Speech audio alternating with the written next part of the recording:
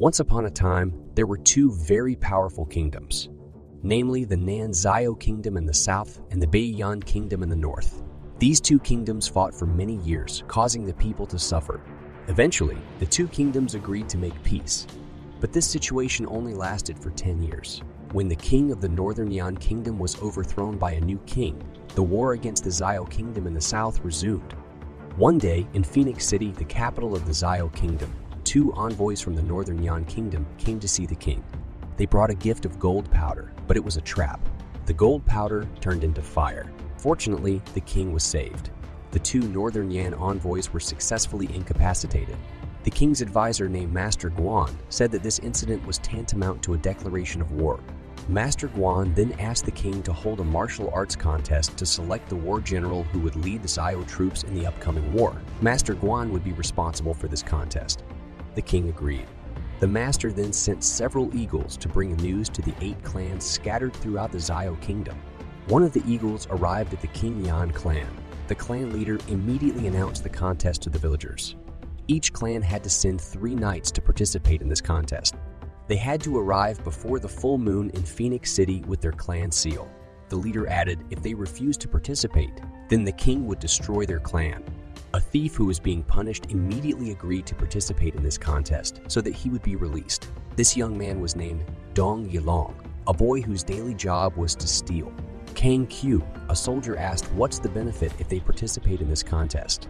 The leader replied that Master Guan promised the winner would become the war general and would get whatever he wanted. When the leader mentioned Master Guan's name, a man who was busy picking up wood reacted. He offered to participate in this contest. He was Chu Hun. Even though Chu Hun was always considered a rebel, no one else dared to participate in this contest. Finally, the King Yan clan sent Shan Qiu, Yailong, and Chu Hun to participate. Before departing for Phoenix City, Yailong and the leader paid a visit to Yailong's mother's grave. The leader told a story about when Yailong's mother was pregnant. She was seen entering from the border and was severely injured. Before she died, Yailong's mother left a broken comb. She didn't have time to tell who Yailong's father was. Yailong then took the comb left by his mother.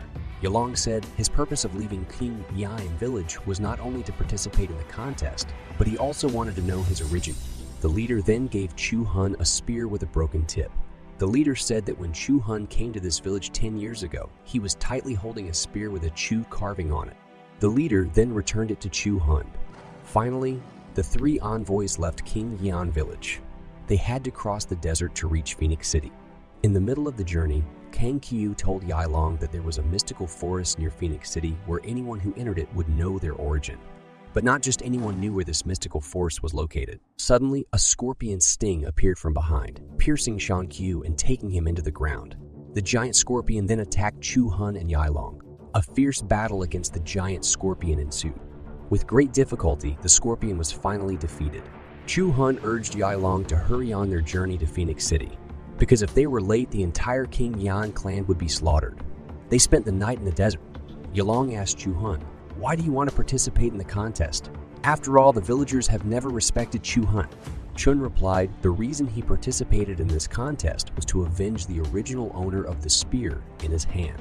Chu Hun told a story about how he and his entire clan fought against the Northern Yan forces. They were led by Chu Hun's brother named Chu Xing.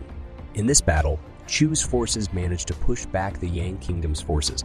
Chu King then hunted down the kingdom's general and managed to kill him. However, in the end, they were surrounded by enemy forces and no one came to their aid. Eventually, Chu's army was annihilated. The entire Chu clan was wiped out. Because Master Guan refused to send reinforcements, Master Guan deliberately wanted to eliminate Chu's army, which had been his competitor in the government. In Phoenix City, Master Guan was visited by a mysterious person. This person turned out to be an envoy from the Northern Yan Kingdom. He reminded Master Guan of his mission to conquer the Zhao Kingdom.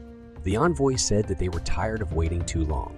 Master Guan assured this Northern Yan Kingdom's envoy that his plan would definitely succeed in overthrowing the Zhao Kingdom's government. At the final tournament, he would trap all the Zhao royal family in a special room and burn them alive. The next morning elsewhere, Chu Hun and Yailong continued their journey. Along the way, they encountered the Lizard clan chasing a girl who stole their clan seal. Chu Hun told Yailong not to interfere. Suddenly, a desert storm hit them. Everyone was looking for a place to take shelter. Someone from the lizard clan was seen being carried away by the strong current of the storm. Yalong, feeling sorry for him, immediately helped him. Chu Hun also helped. They tried to hold on as hard as they could. After the storm subsided, Yalong saw a woman with a blue veil behind Chu. But as soon as Chu Hun turned around, the woman suddenly disappeared. The person they helped earlier was named Jia Lu. He gave a horse as a token of gratitude. Yalong then asked Jia Lu about the mystical forest. However, Jia Lu informed that the mystical forest was just a mere fairy tale. They then continued their journey to Phoenix City on horseback. They finally arrived in Phoenix City on time. At the entrance of the kingdom, Yalong saw two people hanging with tattoos on their arms. Chu Hun informed that those people were enemies from the northern Yan Kingdom. The tattoo was a symbol of the Yan Kingdom citizens. Then, Yalong asked the merchants in the city about the mystical forest, but no one knew its location. Inside the rest stop where all the knights from the 8 clans gathered, the woman they met in the desert appeared from the entrance. The woman's name was Jing Gang. The lizard clan immediately approached Jing Gang to ask her to return their clan's seal. However, Jing Gang insisted on returning it later if she won the tournament and became the war general. A fight was inevitable. Yalong wanted to help, but Chu Hun forbade him. In the end, the seal was successfully recaptured. A while later, Master Guan arrived. Jing Gang hid because she did not belong to any clan. Everyone kneeled except Chu Hun. Chu Hun stared at Master Guan with full anger. Understanding the situation, Yalong immediately tied Chu Hun's legs and forced him to kneel. Master Guan arrived with his subordinates, Bayan, and his large pet dog. Master Guan informed that if there were participants who withdrew later, all members of their clan would be punished. He informed that the first round of the martial arts contest would be held the day after tomorrow at noon. The King Yan clan, clearly lacking personnel because one of them died on the journey, Chu Hun and Yalong were forced to look for new members. Jing Gang, who accidentally heard this news, followed Chu Hun and Yalong's movements. Chu Hun and Yalong went to the slave market, hoping they could find someone strong there. The slave market itself was a market where war prisoners from the northern Yan Kingdom's army were sold. They were confined, forced to kill each other, and sold here. 2 women prisoners from the North Yan were seen competing to see who was stronger. One of the women was named Bi Nu. She managed to defeat her opponent by strangling her opponent using a chain. The seller then offered Binu to the audience to buy her. When Binu saw Chu Hun's spear, she remembered something. Suddenly, Jing Gang accidentally bumped Chu Hun's hand, lifting it. The slave seller interpreted this as Chu Hun's intention to buy Binu. Reluctantly, Chu Hun bought Binu. Jing Gang then approached Chu Hun and Yalong. She said she wanted to join them. Chu Hun of course refused because he doubted Jing Gang's abilities. Jing Gang then took an apple and Yalong's knife and cut the apple, giving half of it to Bi Nu. Seeing Jing Gang's skills made Yalong interested in recruiting Jing Gang. Finally, Chu Hun agreed to Yalong's proposal. Here, for the second time, Yalong saw the mysterious blue-veiled woman again. That night, Bi Nu intended to attack Chu Hun because Bai Nu's father was killed by Chu Hun's spear in the war. It turned out Bai Nu's father was the general of the Northern Yan army who was killed by Chu Hun's brother. Chu Hun said he was willing to give his life to Bi Nu to atone for his brother's sins, but only after he succeeded in killing Master Guan.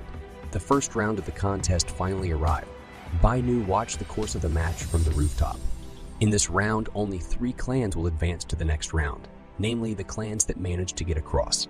Before entering the contest arena, the bodies of the 3 participants had to be tied. They prepared with their respective weapons. When the gong sounded, all knights from all clans jumped into the contest arena. They tried to defeat the opposing clans. In the end, only a few clans managed to enter the arena. The contest arena was a circle of chains where underneath were sharp irons, so anyone who fell would definitely die. In addition to having to be quick to get across, they also had to avoid balls moving back and forth. One clan couldn't avoid the ball, so they lost. There was also a clan that chose to hang on the chain to avoid the ball. The first clan to reach the finish line was the Xex clan, consisting of 3 women. With great difficulty, the King Yan clan managed to take second place. Only one was left, one of the Falcon clan knights. His leg was trapped in a chain. Finally, the clan leader named Wenti Ayu was forced to cut off his subordinate's leg and carry him to the finish line. For the knights who lost, they would get a stamp on their cheek that read, "Loser." Guan then gave prizes to the winners. Here, Yailong held Chu Hun back from attacking Guan because the situation did not allow it. Guan then saw Chu Hun's spear and recognized it as Chu Hun's brother's spear. From the roof, Bai Nu was ready with an arrow in her hand. She intended to kill Chu Hun as soon as Chu Hun killed Guan, but it turned out Chu Hun did not kill Guan. Bai Nu also abandoned her intention to shoot an arrow. While eating, Jing Gang snatched Yailong's comb because she thought it belonged to Yailong's lover. However, Yailong informed that it was the only heirloom from his mother. Hearing this, Jing Gang was jealous because she herself did not know her origins. Yailong then invited Jing Gang to search for the mystical forest so they could know their origins. Chu Hun then gave food to Bianu, who was sitting in the corner of the shop, looking at the apple that Jing Gang gave her the other day. Bianu asked Chu Hun, why didn't Chu Hun kill Guan even though they were close? Chu Hun replied that he would still kill Guan, but not now. He would kill Guan when the time came. Suddenly, someone attacked them. Luckily, Chu Hun could dodge. Chu Hun then threw a bundle of wood at the enemy. It turned out the enemy came from the Tiger Roar clan. Yailong and Jing Gang came to help. Yailong pursued one of the Roaring Tiger Knights, while Chu Hun and Jing Gang fought the others. Suddenly, one of the enemies was shot by someone. It turned out those people were sent by Grandmaster Guan. Grandmaster Guan wanted to kill Chu Hun under the pretext of clan disputes, but the Roaring Tiger clan failed, so they were immediately killed. Chu Hun realized that if Yailong and Jing Gang stayed with him, they would be in danger, so Chu Hun ordered Yailong to take Jing Gang away. However, Yailong and Jing Gang refused. They wanted to continue fighting alongside Chu Hun. Jing Gang said if they could win this tournament, Chu Hun could become a war general. He would be able to fight Grandmaster Guan and avenge his grudge. That night, Yailong, who was looking for food for the starving Jing Gang, met Bianu. Bianu then asked, what is the reason Yailong is still alive? Yailong replied that he didn't know. He didn't even know his origins. But he was sure he had to do something, that is, protect the weak. Bianu realized this and then went to the slave market to free his friends who were still imprisoned. When the guard knew what Bianu was doing, he immediately attacked him, but did not kill the guard, instead ordered him to leave. At this point, Bianu did not know his life's purpose. Finally, he entered the cage and slept there. The second round finally began. In this round, the three clans that passed, namely the Xex clan, the Falcon clan, and the King Yan clan, had to steal the Beast King's egg. The Beast King is a war monster owned by the Northern Yan Kingdom that was successfully captured. The creature is bloodthirsty and very fierce. The Beast King lives in a cave. From outside the cave, the roar of the Beast King was heard, causing the Xex clan to be frightened. Behind them, there was the Falcon clan, which now only had 2 people left, and lastly, the King Yan clan. On the roadside, Jing Gang saw a flower and intended to pick it, but Chu Hu prevented him because the flower was poisonous. Chu Hun was then poisoned by the flower, his body weakened. In the end, Yailong and Jing Gang told Chu Hun to rest. Chu Hun informed that the antidote to the poison is an orange moss that grows on the Beast King's head. Now, in addition to stealing the Beast King's egg, Yailong and Jing Gang also had to find the antidote. Elsewhere, the Xex clan was attacked by living plants that wrapped around their bodies. They tried to cut the plants, but they were instead pulled to a certain place. The Falcon clan, seeing this, tried to avoid it. They finally managed to get past the plants. They then saw the Beast King's egg and immediately took it. As they left the place, one of the Falcon clan knights was pulled by the plant. Now, when Tiayu was the only one left from the Falcon clan, the Beast King, realizing that his egg was taken, immediately came out of his hiding place. The cave began to shake. The egg slipped from Wen Tiayu's hand and moved to Jing Gang, causing Jing Gang to be chased by the Beast King until he gave the egg to Yailong, causing both of them to be chased by the Beast King. To avoid the Beast King, Yailong and Jing Gang held onto a rock above them. From above, they could see the orange moss on the Beast King's head. When the Beast King got stuck in a hole, Yailong then took a container and took the antidote. They then hurried to Chu Hun. After drinking the moss, the poison in Chu Hun's body disappeared and his condition began to improve. Jing Gang then urged them to hurry up and leave because the egg was already in their possession. However, Yailong had another idea. He wanted to help the trapped Beast King. Yailong tried to remove the iron helmet attached to the Beast King's head so that the animal could be free. Jing Gang decided to help Yailong. They pulled the rope that was hooked on the helmet on the Beast King's head. Chu Hun also came to help. And finally, the iron helmet was successfully removed and the Beast King was finally free. Yilong placed the egg in front of the Beast King. Yilong promised the Beast King that he would return the egg after the tournament ended. As if understanding what Yilong said, the beast left them. Finally, they were able to get out of the cave safely. In the capital, due to his defeat, the remaining Falcon Clan leader received a loser's stamp on his cheek. Grandmaster Guan congratulated the 3 knights from the King Yan clan who had succeeded. However, he said that in the future only one person would become the war general. So, the 3 of them had to fight each other to become the champion here. Yilong and Jinggang immediately gave up.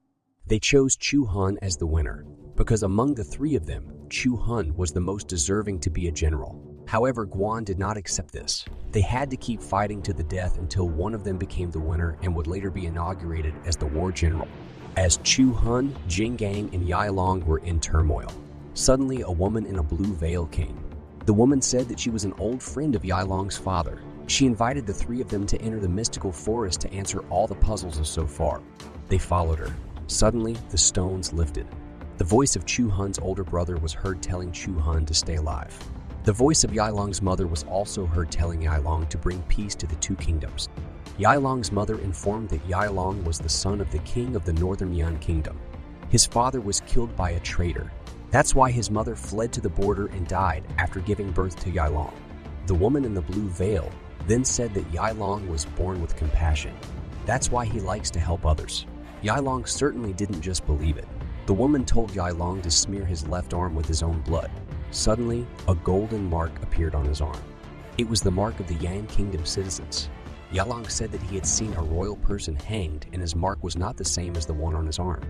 The woman informed that the mark on Yilong's hand was special. The mark was golden and was there since birth.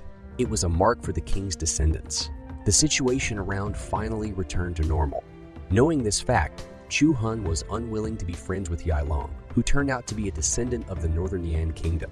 Chu Han decided to leave. Jinggang immediately chased Chu Han. In the middle of the forest, Chu Han told Jinggang not to follow him. Jinggang said that he had never felt the warmth of a family. Jinggang had considered Chu Han and Yilong as his own brothers. However, Chu Han still left Jinggang alone. Elsewhere, the woman in the blue veil said that Yilong was destined to bring peace to the 2 kingdoms.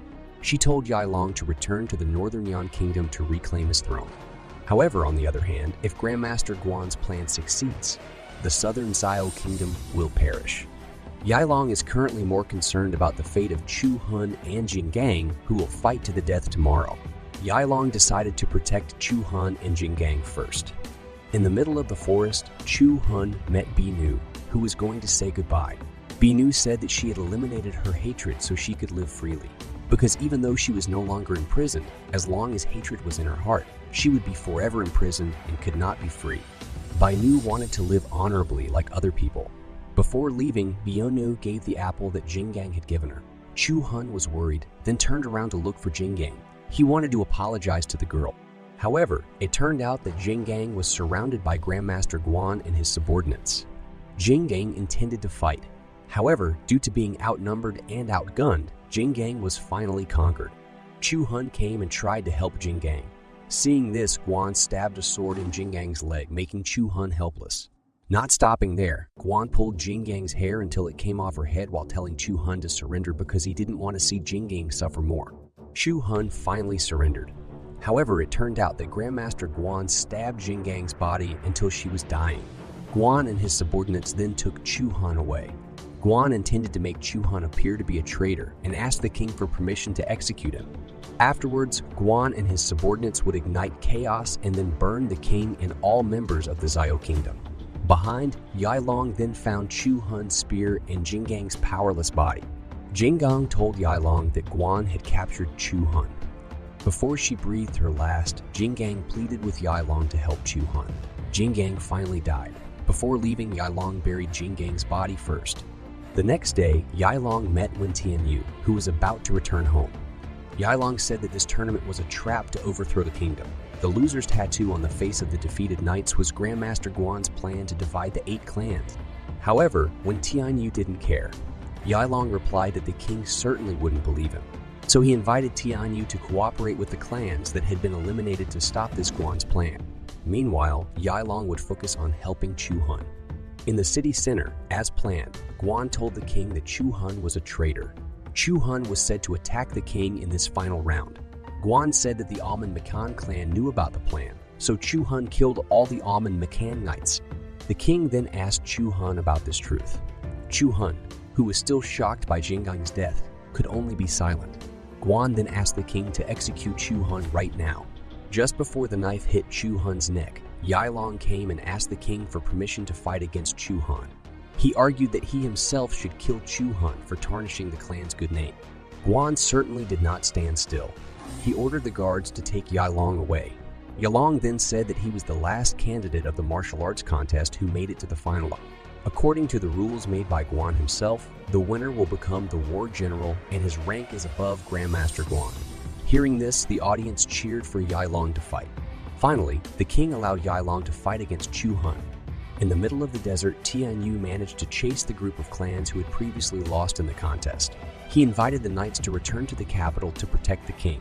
He also informed that Grandmaster Guan turned out to be an enemy spy.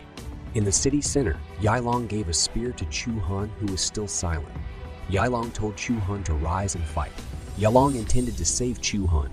Yailong tried to fend off the weapons flying towards him with Jinggang's sword, while Chu Hun was still thinking about his friend's words. Until finally, Chu Hun realized. Chu Hun took his spear and started moving. Guan, who saw this, ordered his subordinates to start a riot. The king was shocked to see the surrounding situation. Many civilians turned out to be disguised soldiers of the Northern Yan Kingdom. The king was still unaware that Guan was a traitor. A great battle ensued. Guan pretended to protect the king and ordered the king and his aide to enter a room. When the king entered the room, it turned out that the exit door could not be opened, while the entrance door was suddenly locked by Guan. That's when the king realized that Guan was a traitor. Hu Yan, who was fighting against Yailong, tore Yailong's sleeve. After seeing Yailong's tattoo, Yan suddenly prostrated, making it easy for Yailong to kill him. Chu Hun struggled hard against Guan's dog. Bianu then helped by stabbing the dog's eye, but the dog bit Bai Nu in the shoulder instead. Chu Hun was then assisted by knights from other clans who came, and they finally managed to paralyze the big dog. However, due to blood loss, Bai Nu eventually died. Guan was seen heading to the top of the building after spilling fuel. Yailong, who saw it, tried to chase Guan, but the fire had already ignited and burned the entire building. Guan escaped using a large kite. Yailong jumped onto the kite while Chu Hun and Wen Tianyu tried to break down the door to help the king. Fire was raging everywhere. Inside the room, the king and his followers began to feel hot because all the ventilation was closed. The king managed to run to the entrance door and asked for help. Above, Yailong tried to knock down Guan by kicking him but failed to tear the kite. Buildings began to collapse, but Chu Hun and Tianyu were still trying to open the door. When the explosion occurred, they finally managed to open the door. Chu Hun saved the king while Tianyu was hit by the explosion and burned. Yailong and Guan fell. Chu Hun rushed to Guan. Chu Hun kicked and hit Guan. Chu Hun again impaled Guan's body on the horn of a dragon statue until he died. After the fire was extinguished and the situation began to calm down, the king gave gifts to the knights from all clans who came to help him. Chu Hun was then crowned war general. Chu Hun then asked for the knight's title to Jinggang, who had died. This was immediately approved by the king. Meanwhile, Yailong asked for permission to the Beast King Valley to return the Beast King's egg. A few days later, in the center of Phoenix City, a statue of Jinggang was built as a tribute. Yailong visited Jinggang's grave and placed half of his mother's heirloom calm on the grave. Yailong informed that he would go to the Northern Yan Kingdom to reclaim his throne. Chu Hun asked Yailong that they better not meet again because he did not want to provoke a war. And so ends the plot of the Double World movie.